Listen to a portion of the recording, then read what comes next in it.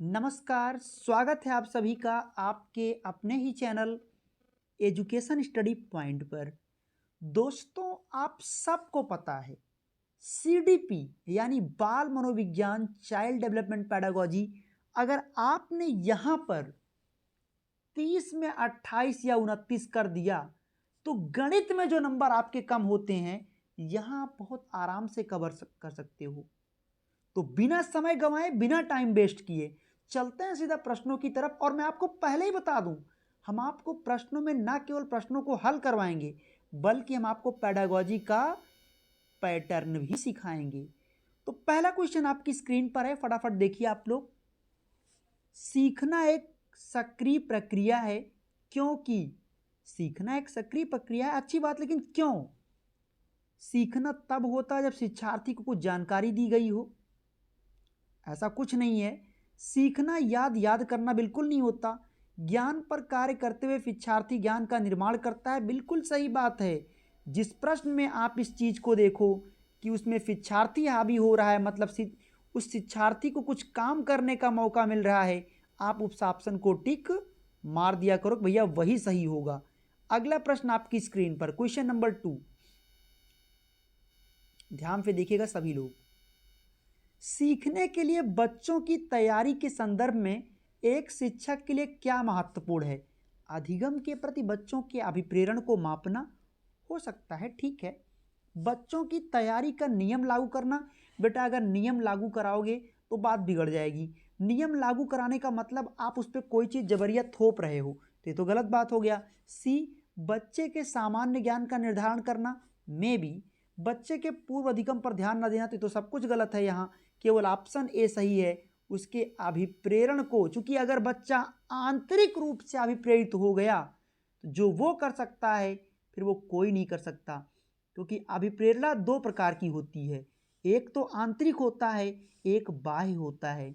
जो आंतरिक अभिप्रेरणा होती है वो स्वाभाविक होता है, कभी भी हो सकता है, कहीं भी हो सकता है, किसी भी समय हो सकता है। मतलब अगर किसी के प्रति आपके मन में दया का भाव जागृत हो जाता है तो ये स्वाभाविक है बेटा, ऐसा नहीं है कि जबरदस्ती कोई दया का भाव जागृत करवा लेगा आपके अंदर, ठीक है। और जबकि जो बाह्य अभिप्रेरणा होती है, जैसे आप प्राइमरी का टीचर बनना चाहते हो या आप उच्च प्राथमिक स्तर पे आप टीचर बनना चाहते हो, तो ये आपका क्या है, बाह्य अभिप्रेरणा है।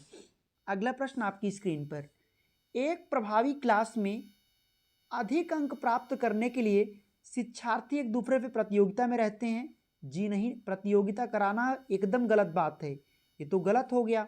व्याख्यान गलत बात है। शिक्षक पाठ तैयार करता है, व्याख्यान को प्रस्तुत करता है, चर्चा को हतोत्साहित करता है।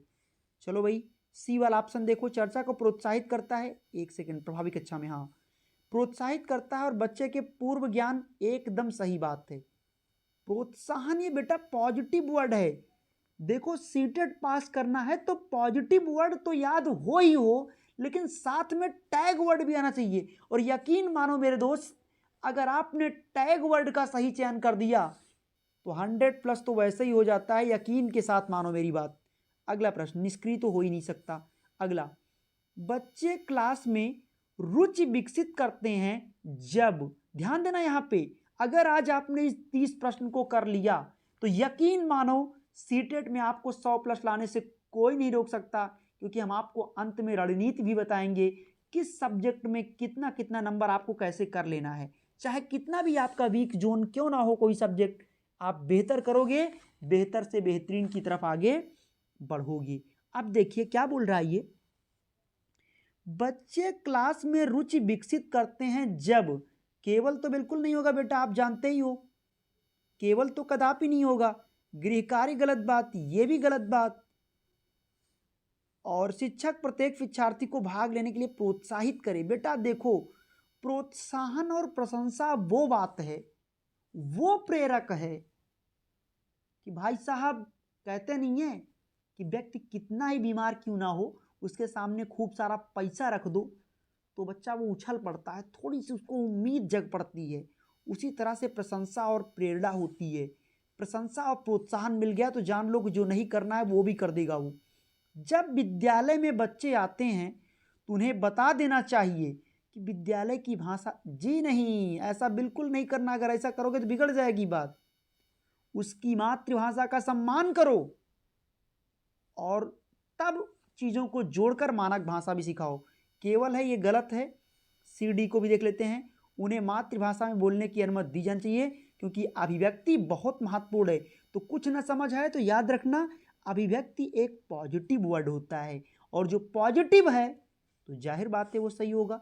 अगला प्रश्न, निम्नलिखित में से कौन सा कथन शिक्षक की भूमिका का सबसे अच्छा वर्णन करता है?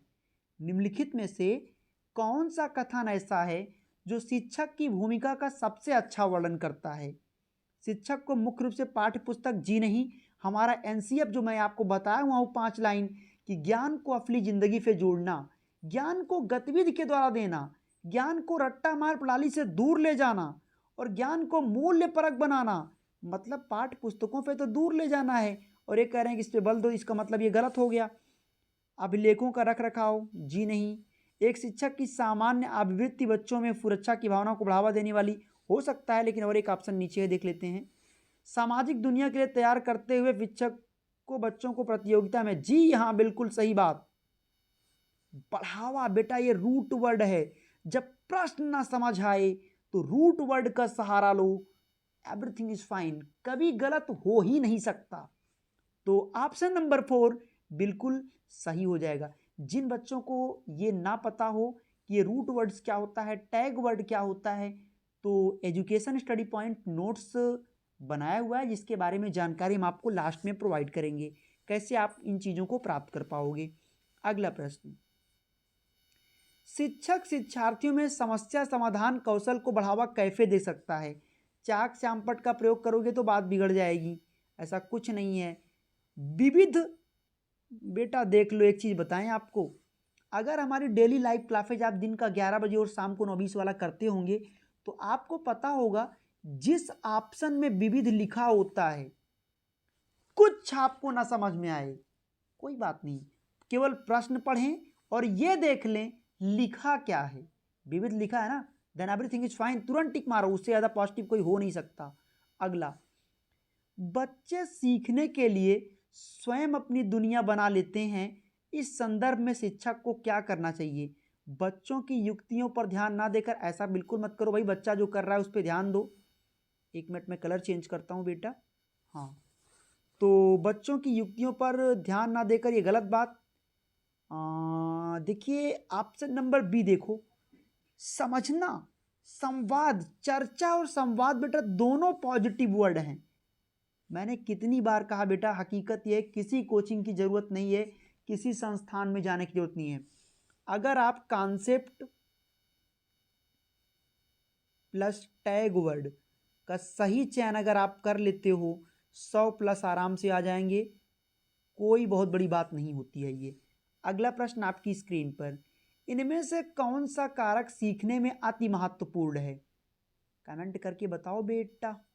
तो सबको पता है भैया, केवल तो निगेटिव होता है, भौतिक लालच दिखाता है, परिपक्वता ये तो ठीक है, लेकिन अति महत्वपूर्ण होता है आपका सामाजिक संदर्भ और आपके संवेग। संवेग अगर आपके बेकार हो गए, कहाँ हंसना यही नहीं पता है और आप हंसना शुरू कर दिए, कहाँ रोना है आपको पता नहीं, आप रोना शुरू कर दिए। संवेग क्या है? आपका हंसना, आपका रोना, ये संवेग होता है। प्रारंभिक बाल्यावस्था इस अवधि की ओर संकेत करता है। बेटा प्रारंभिक बाल्यावस्था जो होती है आपकी, वो कौन सी होती है प्रारंभिक बाल्यावस्था? जरा कमेंट करके बताइएगा सभी लोग। प्रारंभिक बाल्यावस्था वो होता है 6 से 12 वर्ष। अगला क्वेश्चन, किसी शिक्षक के लिए वृद्धि और विकास के सिद्धांत के बारे में जानना महत्वपूर्ण है क्योंकि यह ज्ञान बच्चों को पृथक करने में शिक्षक की सहायता करेगा। गलत बात, क्योंकि पृथक का मतलब अलग करना और अलग हमेशा क्या होता है? नेगेटिव होता है। दूसरा, शिक्षक अच्छा प्रभाव डालने में समर्थ हो सकेगा, मैं भी, लेकिन और देखिए बच्चों को सीखने की, बस हो गया भाई, अगर आप बच्चे को ऑफर दे दिए तो काम बन गया। बच्चों को सीखने के उपयुक्त ऑफर प्रदान करिए। अगला प्रश्न, समझ नहीं आएगा तो बेटा कमेंट सेक्शन भर दीजिएगा। ये एजुकेशन स्टडी पॉइंट है। अगर आप पहली बार विजिट कर रहे हो, सब्सक्राइब कर लेना, बेल आइकन को प्रेस करना बिल्कुल मत भूलना, क्योंकि पेपर में छपने वाले सीधा सटीक प्रश्न आपको यहीं मिलेगा और कहीं नहीं मिलेगा। सब जगह 24 घंटा मैराथन चलेगी, लूट मची है और कुछ नहीं होना है। लेकिन हकीकत ये है, केवल पॉइंट टू पॉइंट पढ़िए, सीधा सटीक रणनीति अपनाइए और एग्जाम को एक ही बार में पास करिए। बच्चे का विकास परिणाम होता है ये आनुवांशिकता और पर्यावरण दोनों का, क्योंकि वातावरण भी डिसाइड करता है और माँ बाप के जीन्स भी डिसाइड करते हैं। अगला, बच्चे जन्म से उच्छल होते हैं और उन्हें समाज द्वारा सभ्य, एक मिनट, बच्चे एक खाली फ्लेट जैसे संसार में आते हैं जिससे जिस सामाजिक और सांस्कृतिक में बढ़ते हैं वे प्रभावित होते हैं। ईश्वर का उपहार है उनकी पूजा। बेटा ऑप्शन नंबर डी के साथ जाइए। बच्चा जो होता है जब आता है तो खाली स्लेट होता है और उसके बाद वो समाज में फिर सीखता है। तो खाली स्लेट का मतलब कोरे कागज के समान है, उसको आपने जिस तरह पे डाल दिया, एक बर्तन की तरह, मिट्टी के बर्तन की तरह वो उसी में रो ढल जाता है। अगला प्रश्न, एक 5 साल का बच्चा यह तर्क नहीं कर पाता कि जब पानी को ऊंचे और सकरे गिलास से चौड़े बर्तनों में डाला जाता है तो पानी की मात्रा उतनी ही रहती है। वह ऐसा इसलिए नहीं कर पाता, वह प्रतीक नहीं बना पा रहा है, वह अनुकरण नहीं कर पा रहा है, वह वर्ग चिंतन नहीं कर पा रहा है, उसका व्यवहार उद्देश्य सुमुखी नहीं है। तो क्या लगता है आपको? बेटा इसका राइट आंसर ये है, वो वैपर्ययी चिंतन नहीं कर पा रहा है। अब आपके दिमाग में चल रहा होगा सर ये वैपर्ययी चिंतन क्या होता है? बेटा ये अपसारी चिंतन होता है और एक प्राइमरी लेवल के बच्चे में अपसारी चिंतन इतनी जल्दी नहीं आता, उसके लिए उससे सृजनात्मक बालक बनना पड़ेगा। तो ये चीज़ हर बच्चे में नहीं होता बेटा। अगला प्रश्न आपकी स्क्रीन पर, एक साइकिल में जाते हुए कोई बच्चा अपनी बहन से कहता है तेज चलाओ, हम वहां जल्दी पहुंच जाएंगे। वह यह समझ प्रदर्शित कर रहा है क्या? एक साइकिल में जाते हुए कोई बच्चा अपनी बहन से कहता है तेज चलाओ, हम वहां जल्दी पहुंच जाएंगे। ये क्या है? प्रतीकात्मक विचार है, अहम केंद्रित है, कार्य कारण है या वैपरीय विचार है? तो बेटा ये प्रतीकात्मक विचार हैं। उसके मन में एक धारणा है ऐसी कि अगर हम साइकिल तेज चलाएंगे तो वहां जल्दी पहुंच जाएंगे। अहम केंद्रित तब होता है जब वो बच्चा खुद से बातें करता, और अगर ये खुद से बात करके एक दिशा देता तो वो अलग की बात है बेटा, वो वाइगोत्स्की के अनुसार कहता। तो ये एक प्रतीकात्मक उसका विचार है, उस पर कभी हम अलग से बात करेंगे, क्योंकि एक टॉपिक तो होता नहीं था कि एक लड़की कपड़े को प्रेस करते हुए खुद से बातें करती है तो जीन पियाजे के अनुसार वो क्या कर रही है। तो जाहिर बात है को अहम केंद्रित वार्ता है। और दूसरा, एक लड़की कपड़े को प्रेस करते हुए स्वयं से बातें करती है तो वाइगोत्स्की के अनुसार क्या होगा, तो अपने कार्य को दिशा दे रही है। अगला प्रश्न, संतुलन बनाए रखने के लिए स्कीमा को समायोजित करने, हटाने और एक नया स्कीमा को प्रक्रिया को कहा क्या जाता है? बेटा इसे क्या कहते हैं? कमेंट करके बताइए आप लोग, बेटा इसको कहते हैं क्या? अनुकूलन में बेटा एक होता है समायोजन, एक होता है समावेशन, दो बातें होती है। समायोजन क्या होता है और समावेशन क्या होता है, आज आप लोग इसको जान लें। दो बातें होती हैं, खूब गलत करते हो सीटेट में और खूब गलत होता है, ध्यान से देख लीजिए, जीवन में भूल गए तो फिर कहना। समायोजन क्या होता है, पूरी कहानी सुन लो। एक बच्चे ने शुरुआत में एक बिल्ली को देखा, उसके भी 4 पैर, 2 आंख, 2 कान होते हैं। एक दिन उसे कुत्ता दिखाई पड़ा, उसके भी 4 पैर, 2 आंख और 2 कान होते हैं। एक दिन उसने आवाज सुनाई दी और बच्चा कहता है अरे ये कैसे हो सकता है, मेरे लिए तो मतलब दोनों ही सेम थे। लेकिन जब नई सूचना मिली, पुरानी सूचना क्या थी, कुत्ता ही बिल्ली है, बिल्ली ही कुत्ता है, लेकिन उस सूचना में नई सूचना आवाज मिली जिससे क्या हुआ, उसमें परिवर्तन हुआ।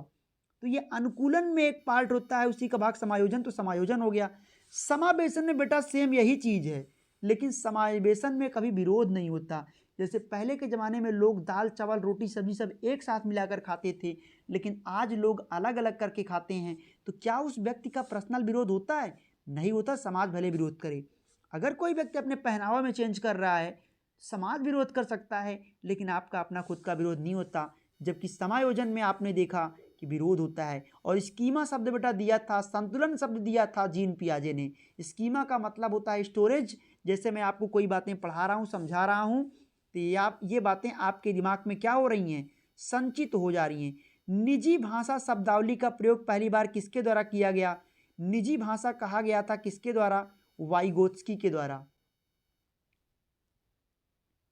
अगला प्रश्न, अब इसमें एक चीज और आपको बता दें, कोहलबर्ग ने नैतिकता के विकास का सिद्धांत दिया, एरिक्सन ने मनोसामाजिक विकास का सिद्धांत दिया, जबकि जीन पियाजे ने अहम केंद्रित वार्ता दिया था और संज्ञानात्मक विकास के जनक थे। वाइगोत्स्की के अनुसार बच्चे अपने समवयस्कों के साथ अंतःक्रिया करके सीखते हैं। आप सब लोग जानते हो, जहां वाइगोत्स्की नजर आए वहां पे 3 शब्द याद रखना, भाषा, संस्कृति और समाज। ये 3 वर्ड जहां दिख जाए समझ जाओ। वाइगोत्स्की क्या कहते हैं? वाइगोत्स्की कहते हैं कि बच्चा हिमालय पर नहीं सीखता, बच्चा समाज में परस्पर अंतःक्रिया करके सीखता है। और वाइगोत्स्की का ही एक वर्ड है यम के ओ, कहता है कई बार यम के ओ का शब्द किसने दिया था, सिद्धांत किसने दिया? तो वाइगोत्स्की ने ही दिया था। यम के ओ का मतलब होता है मोर नॉलेजेबल अदर्स, यानी दूसरा ज्ञानी कोई बड़ा। यानी कि एक कहावत है ना कि कोई भी व्यक्ति भला उस व्यक्ति से क्यों सीखेगा जिसके पास उससे कम ज्ञान हो, है ना। और दूसरी बात आपको हम बताने वाले हैं अब, जेडपीडी भी इन्होंने ही दिया था और इसके फोल्डिंग भी इन्होंने ही दिया था। जेडपीडी का मतलब होता है जोन ऑफ प्रॉक्सिमल डेवलपमेंट, इसका एक और नाम है संभावित विकास का क्षेत्र और एक नाम है समीपी विकास का क्षेत्र। अगला प्रश्न, कोहलबर्ग के नैतिक विकास के कितने स्तर हैं? तो बेटा आप सबको पता है कितने स्तर हैं, कमेंट कीजिएगा। 3 हैं, पूर्व परंपरागत, परंपरागत और उत्तर परंपरागत। शिक्षार्थी केंद्रित उपागम हुआ है जिसमें क्या हो, शिक्षार्थियों को दंड मिले? जी नहीं, जिसमें शिक्षार्थी स्वयं सीखने के लिए स्वतंत्र है। ऐसा कुछ नहीं बेटा, ये सी वाला देखो ज्यादा परफेक्ट है। शिक्षक के मार्गदर्शन के साथ शिक्षार्थी को अपने स्वयं की समझ का निर्माण करने के लिए उत्तरदायी बनाया जाता है। अगला प्रश्न, बुद्धि में शामिल क्या है? बेटा जब बुद्धि शब्द आता है सबको पता है कि बुद्धि एक प्रकार का क्या होता है, बुद्धि एक समायोजन की एक योग्यता होती है। या बुद्धि शब्द किसने दिया? कैटल ने दिया। बुद्धि को परिभाषित किसने किया? गाल्टन ने किया। बुद्धि पर सबसे पहले प्रयोग किसने किया? बिने और साइमन ने किया। बुद्धि का एक कारक यही सिद्धांत कहलाया। बुद्धि का द्विकारक सिद्धांत किसने दिया? स्पीयरमैन ने दिया, जिसमें एक जी कारक था, एक यस कारक था। जी कारक का मतलब होता है जनरल बुद्धि, जो कि हर व्यक्ति में पाया जाता है। यस कारक का मतलब होता है स्पेशल बुद्धि, जो किसी किसी में पाया जाता है, क्योंकि हर व्यक्ति डॉक्टर, वकील, इंजीनियर नहीं बन सकता, है ना।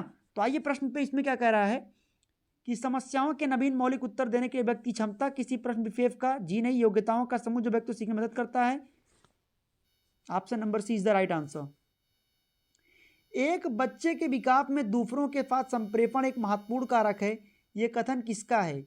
बेटा संप्रेषण अगर कहे तो वाइगोत्स्की का ही है, क्योंकि आपस में अंतःक्रिया की बात वाइगोत्स्की ही कहते हैं।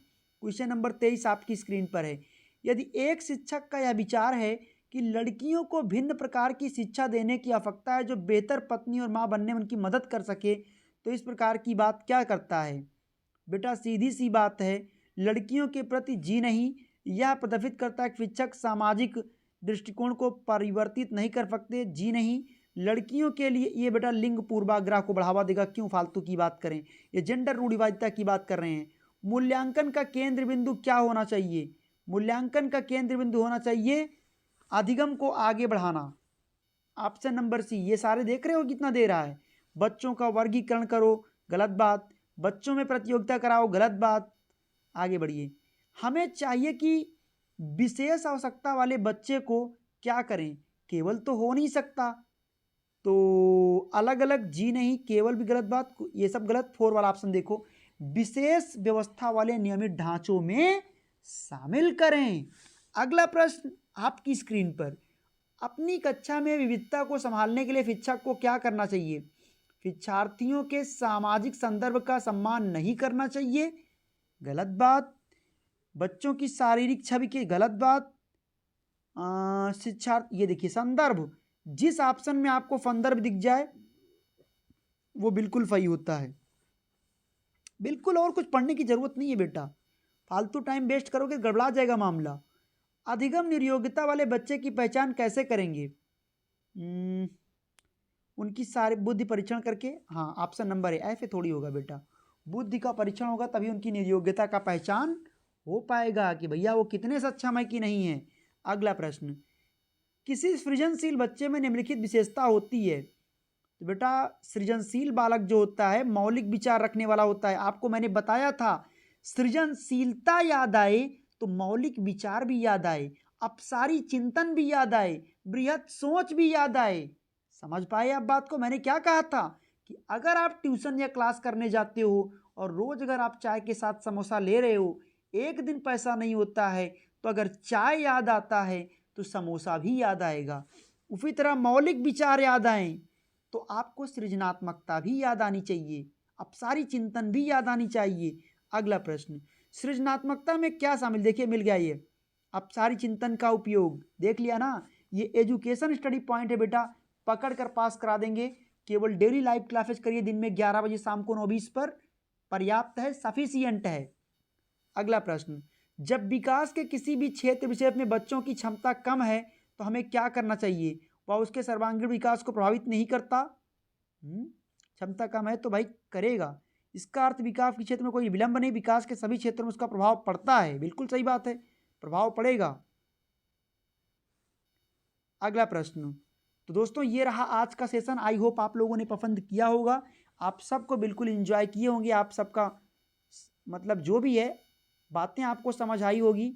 अगर आपको कोई बात ना समझ आया होगा तो कमेंट सेक्शन में लिख दीजिएगा कि आपको क्या नहीं समझ आया। हम आपको जरूर अगला जो वीडियो होगा या लाइव सेशन होगा मैं रिप्लाई आपको जरूर करूंगा, ठीक है। और हाँ, रही बात अब एक आपके लिए महत्वपूर्ण सूचना, चैनल पे अगर आप पहली बार विजिट किए हो तो सब्सक्राइब करना ना भूलिएगा, ठीक है। बेल आइकन को जरूर प्रेस कीजिएगा जिससे जब भी हम लाइव आएँ आपको नोटिफिकेशन जरूर मिले। और ये एजुकेशन स्टडी पॉइंट जो आपको महत्वपूर्ण सूचना देने जा रहा है वो ये है, अगर आप सीटेट की तैयारी कर रहे हो, बार बार लगातार अगर आप असफल हो रहे हो, परीक्षा को नहीं पास कर पा रहे हो, तो एजुकेशन स्टडी पॉइंट आपके लिए लेकर आया है मात्र 50 पेज का नोट्स। केवल 50 पेज के नोट्स को आपको पढ़ना है, पर्याप्त है। इसमें क्या होगा, सभी सब्जेक्ट की पेडागोजी के पैटर्न को सिखाया गया। याद रखना प्रत्येक सब्जेक्ट में 15-15 नंबर की पेडागोजी आती है, सीडीपी में तो पूरा 30 होता है, लगभग जोड़ोगे तो 90 नंबर बन जाएगा। 90 नंबर पास मार्किंग होती है। दिमाग में ध्यान रखना बेटा कि 90 नंबर जो होता है पेडागोजी ये कभी चेंज नहीं हो सकता, केवल पैटर्न सीखना है। तो इस नोट्स में पैटर्न सीखना प्लस टैग वर्ड का सही चयन भी आपको इसमें नोट्स में दिया गया है, प्लस प्रश्न ही ना समझ आए तो रूट वर्ड कैसे फॉलो करें, सब कुछ, प्लस प्रीवियस ईयर के क्वेश्चन भी आपको वो दे रहे हैं, वो अति महत्वपूर्ण प्रीवियस ईयर क्वेश्चन देंगे आपको 500 प्रश्न जो खाली समय में आप पढ़ लेंगे, पर्याप्त है। इतना अगर आप कर लेते हो तो आराम से सीटेट में आपको कोई समस्या नहीं आएगी, बहुत आसानी से पास हो जाएंगे। लंबे लंबे नोट से बेटा कुछ नहीं होगा, कॉन्सेप्ट क्लियर होना चाहिए, पेडागोजी की पैटर्न पकड़ लो, वरना कितना भी अभ्यास करो रियल एग्जाम में समस्याएं बन ही जाती हैं, वो आप जानते ही होंगे अगर आप दिए होंगे कभी तो इस नोट्स को मिले कैसे? आपके लिए समस्या ये है बेटा, नोट्स को प्राप्त करने के नंबर आपकी स्क्रीन पर है 9653050981, ठीक है। क्या है नंबर? 9653050981 पर आप डायरेक्ट कॉल या व्हाट्सएप पे सीधा मैसेज करें, हाय लिखें, अपना नाम लिखें, आप प्राप्त कर सकते हैं। इस नोट्स की कीमत सिर्फ उतनी ही है जितना हर बच्चा पे कर सके, इसकी रियल कीमत बेटा है 799, लेकिन अभी इस पर डिस्काउंट चल रहा है, ऑफर चल रहा है, आप जब कॉल करेंगे तो आपको डिस्काउंट मिल जाएगा, ठीक है। आप सभी को वीडियो को वॉच करने के लिए बहुत बहुत धन्यवाद, थैंक यू सो मच, दिल से आभार, दिल से शुक्रिया, ओके, बहुत बहुत धन्यवाद।